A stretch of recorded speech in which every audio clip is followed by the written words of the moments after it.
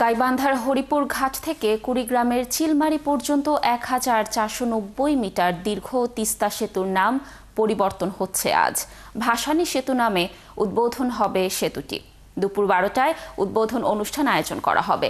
স্থানীয় সরকার উপদেষ্টা আসিফ মাহমুদ সজীব ভুইয়া আনুষ্ঠানিকভাবে সেতুর উদ্বোধন করবেন। স্থানীয়রা বলছেন, এই সেতুর মাধ্যমে গাইবান্ধা ও কুড়িগ্রামের মধ্যে সরাসরি সড়ক যোগাযোগ স্থাপিত হবে। পাশাপাশি উত্তরাঞ্চলের জীবনযাত্রা ও অর্থনীতিতে আসবে নতুন সম্ভাবনা। উদ্বোধনের আগেই সেতুটি দেখতে ভিড় করছে মানুষ। দর্শক, এ নিয়ে বিস্তারিত জানাচ্ছেন আমাদের সহকর্মী গাইবান্ধা থেকে শামীম আল শামু। আমরা যুক্ত হচ্ছি তার সাথে। শামু, নিশ্চয়ই শুনতে পাচ্ছেন আমাকে। যেমনটি বলছিলাম যে আজ তো সেতুটির নাম পরিবর্তন করা হচ্ছে, এ নিয়ে আসলে যারা রয়েছে সেখানকার স্থানীয় তারা কি বলছেন, এবং সেই সাথে উদ্বোধনী অনুষ্ঠান ঘিরে আজ সারাদিন ব্যাপী কি কি কর্মসূচি রয়েছে জানাবেন। ধন্যবাদ লাবণী। গাইবান্ধার যে গাইবান্ধা, বিশেষ করে গাইবান্ধা কুড়িগ্রামের মানুষের দীর্ঘদিনের দাবি এই তিস্তা সেতু আজকে বেলা ১২টায় উদ্বোধন হবে, আর কয়েক ঘন্টা পরেই উদ্বোধন হবে।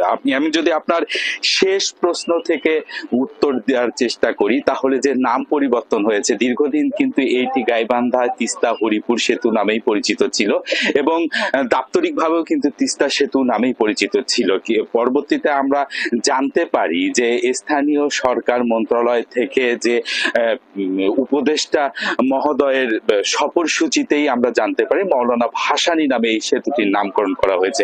কিন্তু এই এলাকা মানুষের দীর্ঘদিনের দাবি ছিল, এখানে শরীয়তুল্লাহ মাস্টার নামে একজন শিক্ষক ছিলেন, যিনি নিজের পকেটে টাকা খরচ করে 1995-96 সাল থেকেই এই সেতুটির জন্য আন্দোলন করে আসছেন। সেই সময় তাকে অনেকেই বিভিন্ন ভাবে ঠাট্টা বিদ্রুপ করতো, অনেকে পাগল বলে আখ্যায়িত করতো, কিন্তু তিনি কিন্তু দমে যাননি। তিনি নানাভাবে চেষ্টা করেছেন এবং একসময় তিনি সফল হয়েছেন।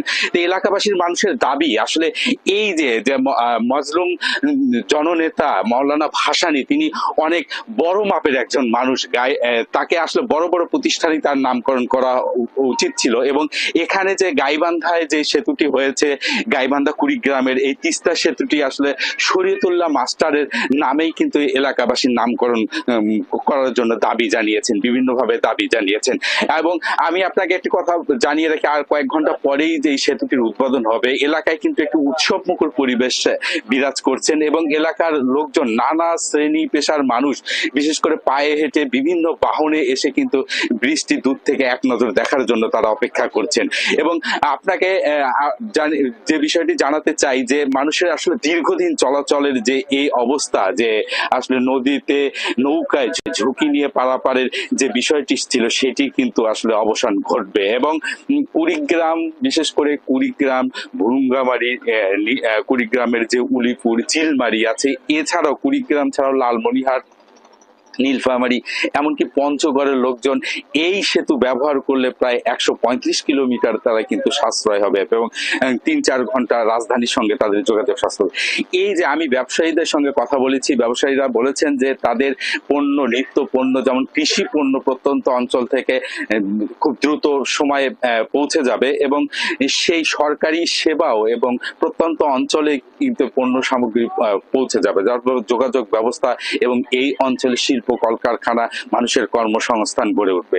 এলাকার মানুষের দীর্ঘদিনের স্বপ্ন আজকে বাস্তবায়ন হচ্ছে। এলাকার মানুষ এই বিষয় নিয়ে আসলেই মানে চারিদিকে উৎসব মুখর পরিবেশ। যুক্ত থাকার জন্য আপনি থাকুন, সেখানে তথ্য সংগ্রহ করতে থাকুন। দর্শক, যেমনটি জানাচ্ছিলাম যে তিস্তা সেতুর নাম পরিবর্তন হচ্ছে আজ, এবং ভাসানী সেতু নামে উদ্বোধন হতে যাচ্ছে সেতুটি। এই বিষয়ে সেখান থেকে সর্বশেষ তথ্য জানাচ্ছিলেন আমাদের সহকর্মী।